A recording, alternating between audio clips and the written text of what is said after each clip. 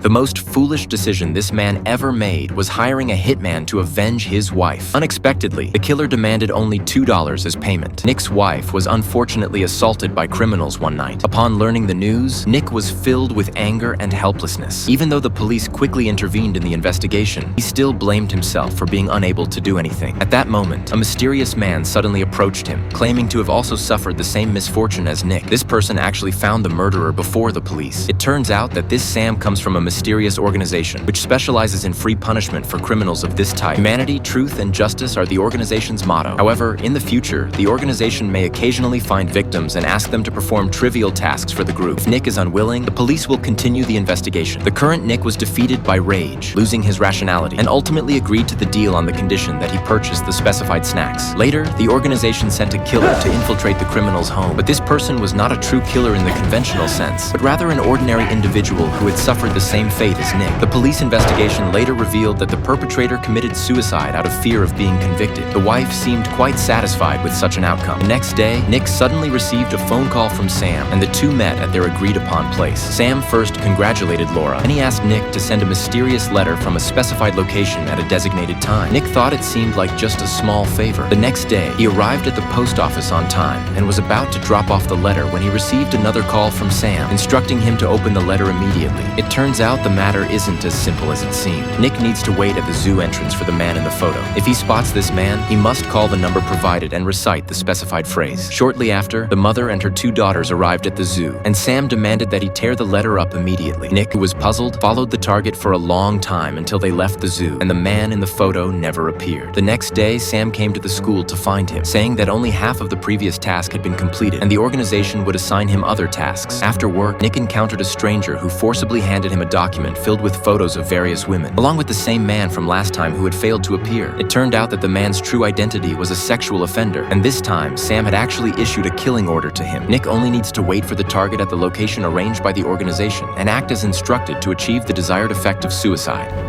Got it? The hungry rabbit jumps.